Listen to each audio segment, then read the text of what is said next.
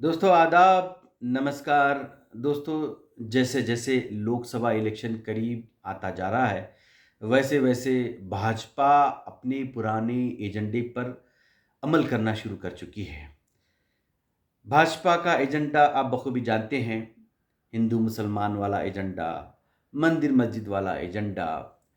अ, आप देख रहे हैं कि किस तरह से आज मीडिया में सिर्फ मंदिर मस्जिद को लेकर, हिंदू मुस्लिम को लेकर बातें हो रही हैं। बड़ा अफ़सोस होता है कि ये सिर्फ़ 5 साल की क़यादत के लिए, 5 साल की हुकूमत के लिए एक नफ़रत वाले माहौल को पैदा करके वोट लेने की कोशिश की जा रही है। इस तरह के नफ़रती माहौल की वजह से सिर्फ़ और सिर्फ़ देश का नुकसान ही होगा, देश में अमन और शांति को ख़तरा ही होगा।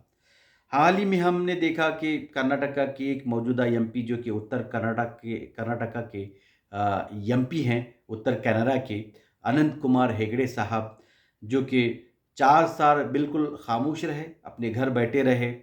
4 साल में न अपने वो क्षेत्र की चिंता की, न अपने क्षेत्र के अवाम की चिंता की। हमने देखा कि कोरोना और लॉकडाउन जैसे माहौल में भी अनंत कुमार हेगड़े ने अवाम की खबर न ली, वो सिर्फ अपने घर बैठे रहे। जब अब इलेक्शन सामने आ रहा है तो अब बाहर निकले हुए हैं।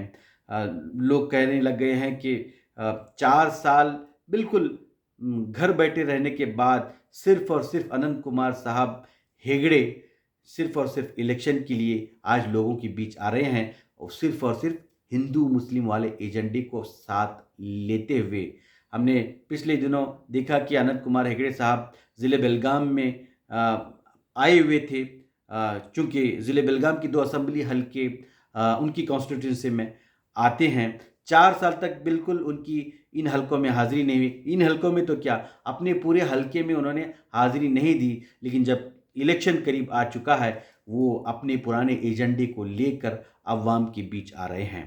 हिंदू मुस्लिम वाला एजेंडा, और तो और उन्होंने इस बार और तरक्की कर ली है। कर्नाटक के मौजूदा चीफ मिनिस्टर सिद्धरामैया साहब को गलत अंदाज में बात करते हुए, एक वचन में बात करते हुए उनसे मुखातिब हो रहे हैं। ये शोभा नहीं देता। एक उनके ही राज्य के चीफ मिनिस्टर के ताल्लुक से इस तरह की भाषा, इस तरह की भाषा में बात करना अजीब लगता है। हालांकि सिद्धरामैया साहब इनकी उम्र में भी काफ़ी बड़े हैं। एक वचन में इनसे बात करना सिर्फ और सिर्फ अपने इक़्तिदार के लिए, 5 साल की हुकूमतों के लिए, ये किसी भी धर्म के इंसान को शोभा नहीं देता। खैर, हमने देखा कि पिछले 10 सालों में भाजपा जिस तरह से नफ़रत वाले एजेंडे को लेकर आगे बढ़ रही है, इससे सिर्फ़ और सिर्फ़ देश में अफरा-तफरी वाला माहौल पैदा हो रहा है। देश की अमन और शांति में ख़तरा पैदा पैदा हो रहा है। देश तरक्की में पीछे कोसों दूर चला जा रहा है। देश को चाहिए था कि देश विश्व गुरु बने, लेकिन अफ़सोस हालात इस तरह से बन जा रहे हैं कि देश की जीडीपी गिर चुकी है। देश कई छोटे-मोटे देशों से पीछे चला जा रहा है। चाहिए कि अगर आपको इलेक्शन जीतना है, आपको अगर अगर इक़्तिदार हासिल करना है, आप तरक्की की बात करें, लोगों की भलाई की बात करें, प्यार की बात करें, अमन की बात करें, शांति की बात करें।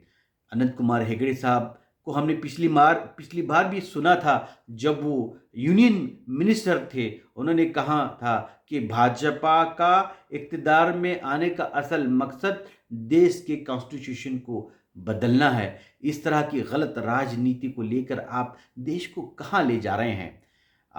आप जिस जिस राजनीति को ले रहे हैं, आपकी जो ये राजनीति नफ़रत वाली राजनीति जो है, ये आपकी जो राजनीति हिंदू मुसलमान को डिवाइड करने की राजनीति है, इससे किसी का भी भला नहीं होगा। आप जो हिंदुत्व की बात कर रहे हैं, न इसमें हिंदुओं का भला है, न किसी और कौम का भला है। इसकी वजह से, इस नफ़रत वाली राजनीति की वजह से सिर्फ़ और सिर्फ़ देश का नुकसान होगा, देश की अमन और शांति में बिगाड़ आएगा।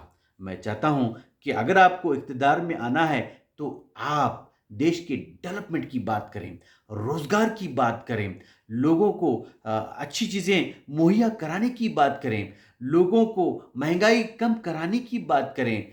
आपका इक़्तिदार हमने पिछले 10 साल में देखा, आपके इक़्तिदार में देश कोसों दूर जा चुका है। आपके सामने 10 साल का पूरा अरसा है कि आपकी इस नफ़रत वाली राजनीति की वजह से देश को कितना बड़ा नुकसान हो चुका है। देश की इमलाक आपने दूसरों को बेच दी है और देश का जो रिज़र्व फंड था, उसको भी आपने इस्तेमाल किया है। हमने देखा कि कोरोना और लॉकडाउन के हालात में देश को कितनी तकलीफ़ें झेलनी पड़ी, फिर भी आप उसी राजनीति पर जा रहे हैं जो कि नफ़रत वाली है, हिंदू मुसलमान वाली है। आपने 10 सालों में चाहिए था कि आप सीख लेते, लेकिन अफ़सोस आप और भी इस तरह की राजनीति में आगे बढ़ रहे हैं जो कि गलत है, जिसकी वजह से सिर्फ़ दोस देश को नुकसान ही नुकसान होगा। मैं सिर्फ़ ये बीजेपी के लीडरों से या बीजेपी के कार्यकर्ताओं को नहीं, बल्कि देश की पूरी अवाम से ये कहना चाह रहा हूँ कि इस तरह की गंदी राजनीति में पड़कर देश का नुकसान न करें। इस तरह की राजनीति के लिए हमारे बुजुर्गों ने शहादत नहीं दी थी। कई लोगों ने इस देश की आज़ादी की खातिर अपनी जानें गँवाई हैं, शहादत का जाम पिया है। कई औरतें बेवा हुई हैं, कई बच्चे यतीम हुए हैं, लेकिन अफ़सोस आज उन लोगों की कुर्बानी को आप भुला चुके हैं। आप जिस तरह का माहौल पैदा कर रहे हैं, क्या इसी माहौल के लिए उन लोगों ने आज़ादी देश को दिलाई थी? अफ़सोस आपको समझना होगा, आपको नहीं बल्कि अवाम को भी समझना होगा कि देश में किस तरह की राजनीति हो, देश में किस तरह की सरकार चुनी जाए। अगर आप नहीं सँभलेंगे तो अल्लामा इक़बाल के शेर की मिसदाक वही बात होगी, न समझोगे तो मिट जाओगे, ऐ हिंदुस्तान वालों तुम्हारी दास्ताँ तक न होगी दास्तानों में। आपने मुझे सुना, बहुत-बहुत शुक्रिया।